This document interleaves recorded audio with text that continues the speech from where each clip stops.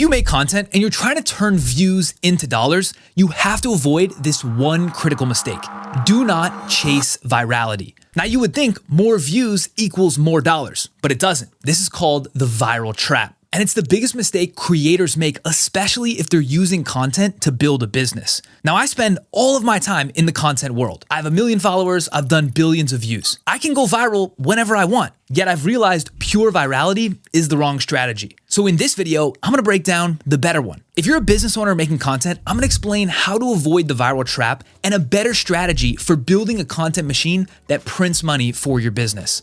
All right, first off, let's tackle the elephant in the room. Why is pure virality a trap? Think of social media like a giant wheel. Around the wheel, there are lots of different slices, and each one of those slices represents a topic. Fitness, business, cooking, nursing, there are thousands of different topics covered on social media. Now, the width of each of those slices maps roughly to the amount of people that spend time in those areas. Some slices are super narrow because they represent smaller topics, like tax accounting, for example. And others are super wide because they represent bigger topics, like fitness or health. The big slices usually have lots of little slices baked within them if you zoom in far enough. So for the big slice of nutrition, you might have smaller slices within, like fasting, dieting, insulin resistance. Now, when you make a new video or any piece of content, think of it like a ball being placed in the middle of the wheel.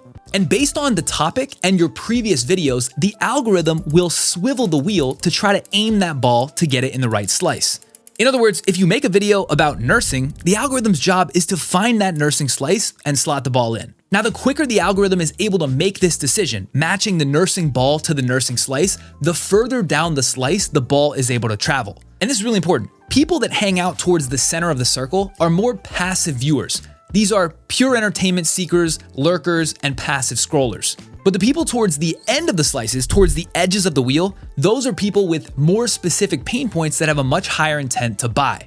And that makes sense, right? For a massive slice like fitness, if you hang out towards the center, you're not really gonna be able to differentiate between bodybuilding and CrossFit. But the further towards the edge you go, the more those defined sectors start to come alive. So the point is, if you're trying to convert views to dollars, you want your ball or your videos to get as far down the slices towards the edge as possible, because that's where the buyers are spending time. Okay, now here's where things get interesting.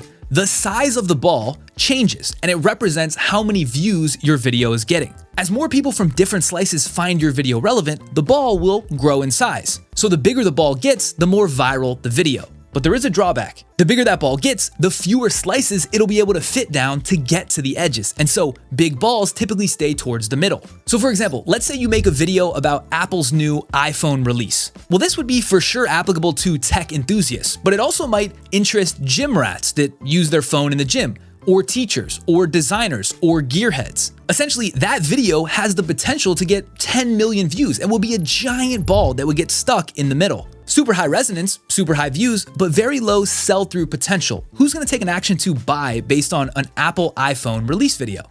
Probably no one. Now, conversely, let's say you made a video about stretching and mobility for millennials. That's a pretty specific applicability and a fairly easy slice for the algorithm to locate. It would find health, then it would find fitness, then it would find mobility, and then somewhere in mobility, there's a mobility for millennials slice. The algorithm would find that and shoot the ball straight down it right away. Now, if you made a video talking about mobility for millennials, it's pretty easy to imagine someone making a purchase straight from there, either for a mobility stretching app or some coaching program. See, this whole explanation, it's a bit of a crude metaphor, but it visualizes the point and the trade-offs of pure virality super well. If you're trying to optimize for mass views, you want the biggest ball. But if you're trying to optimize for conversion, you don't necessarily want the biggest ball, you want the biggest ball that's small enough to fit all the way down the slice where your target buyers live. So it's not pure virality that you're after. What you're after is on-target virality. In other words, how many people within my target slice can I get to resonate with a video without that ball getting stuck, weighed down by all these other people outside the slice? And this is the big point. If you make a video designed for max reach, in order to get that reach and borrow people from all different slices, you likely would have had to make the topic so general that it won't resonate deeply enough to get someone in your slice to buy.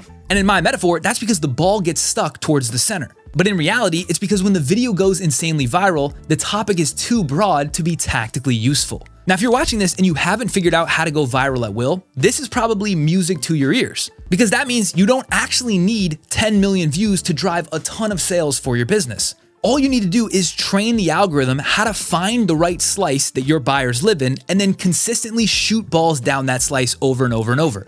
Okay, now if you've been watching my videos for a long time, you'll know that anytime I cover a topic, I'm never stopping at just a strategy. We're always going deep into the tactics for how to unlock whatever the topic is that I just talked about. So in this case, the issue or roadblock for you is that you're not focused on target virality. And so the question is, are there ways that you can adjust your content strategy to trigger more on-target virality? And of course, there are. When you're making content, there are 4 filters I recommend you run it through to ensure you're optimizing for on-target virality. Now, before we go through those, if you're a business owner and you're trying to level up your content, which is why you should be watching this channel, I made a completely free community with 25,000 other entrepreneurs, all helping each other get better with content. There's training, tutorials, and a massive community, all for free. It's called Wavy World. If you want to join, I've got an invite link in the description.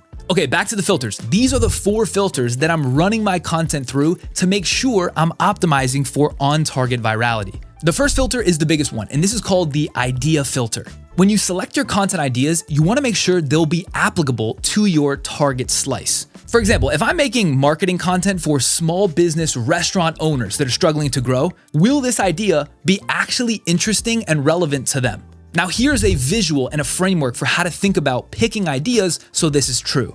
I call this the concentric circles of idea targeting. There are 4 rings inside of each other where all content ideas live. The innermost ring is called core. And within this ring, all the content ideas are specifically focused on the target buyer's specific problem in their specific niche. So for example, in the case of a small restaurant struggling with marketing, these core ideas would be focused on restaurants and marketing. The target problem is marketing, the target niche is restaurants. Now, this core ring is an absolute bullseye for your target buyer. It's super narrow, so it's not going to get a ton of views, but it is a dead red fit. And if you can find that narrow slice of restaurants, this ball will shoot right to the end. Now, the next ring, the second one out, is called inner. And in this ring, we have content ideas that cover the target buyer's problem, but in tangential niches. So maybe instead of restaurant marketing, we're still talking about marketing, but now applying to any local brick and mortar business. Maybe a window washing company, plumbing company, or HVAC. So you can now see we're starting to slightly expand the applicability for who would find this idea interesting. And these content ideas will still work super well at attracting restaurant owners because even though we're not highlighting restaurants specifically, a restaurant owner can see a related cousin business and extract that framework and value applied to themselves. Okay, the next ring, the third from the middle, is called outer. And in this ring, we're highlighting content ideas that talk about the buyer's specific problem, but in any niche. So here we might cover ideas where any business is struggling with marketing. It's still marketing, but now any business is in play. And the last ring, the widest, the furthest one out, is called max. And this is where all the rest of the topic ideas live, where we're covering only the broadest topic or connective tissue. In this case, any video about marketing. Could be tools, could be frameworks, could be a random marketer doing some story. Anything marketing related goes in that max circle.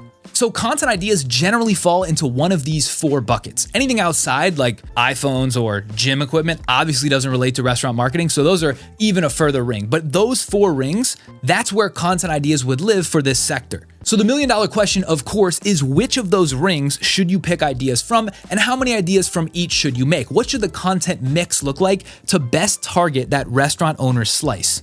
And here's the thing, the strategy for getting views differs from turning views into dollars. These are 2 different buckets. I'm focused on turning views into dollars and building a real business with content. If that's what you want, the right strategy is 40-40-20-0 from inside out.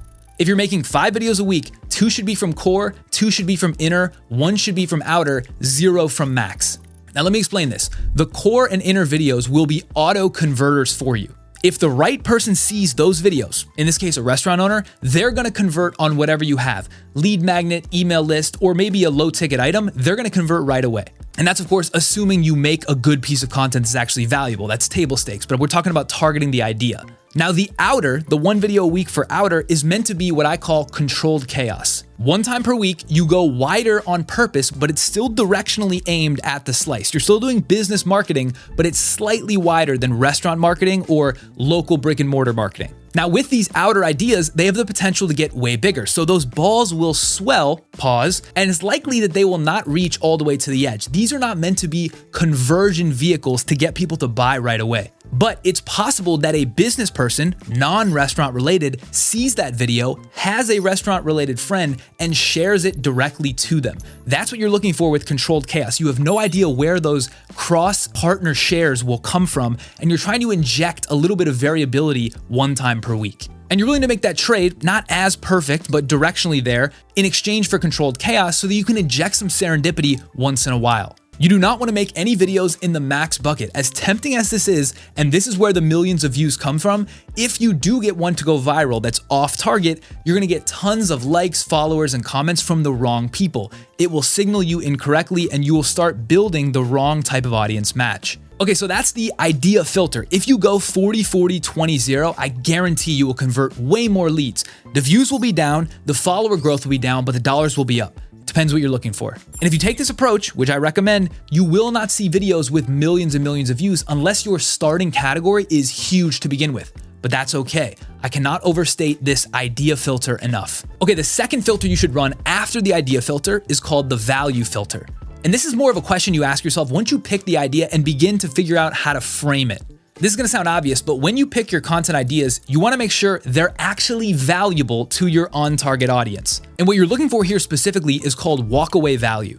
If somebody in your target slice watches your video, then they put their phone down and walk away. Do they have some tip, some idea, some framework that they can tactically apply to their problem to incrementally get a better solve right away?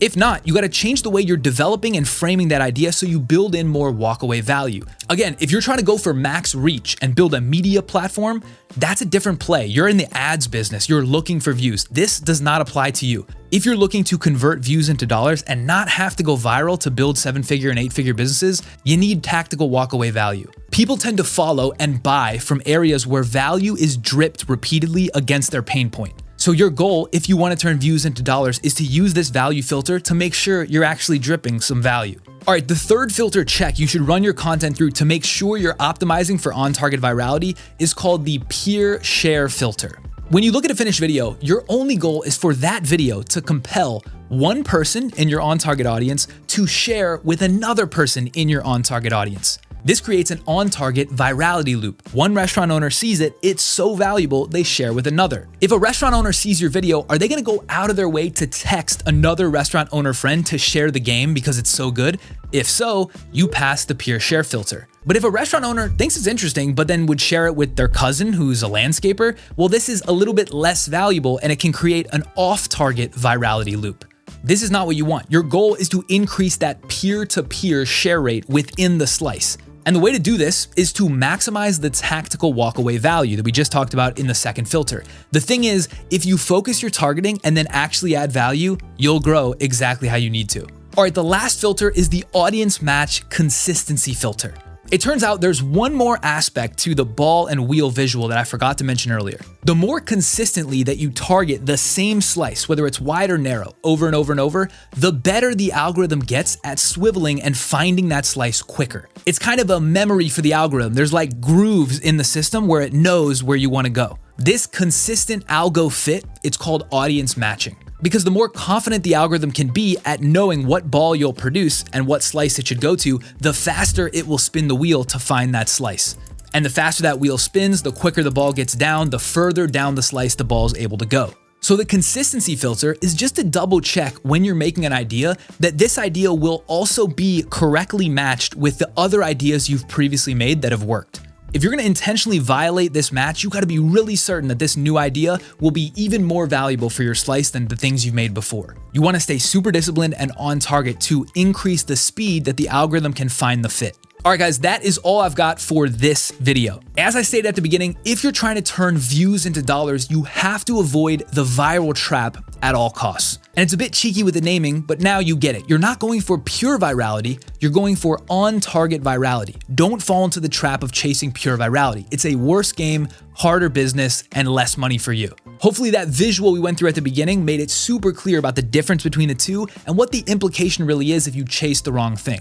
Now, as a summary, the best way to make sure your content is tracking for on-target virality is to apply these 4 filters to every content idea that you make.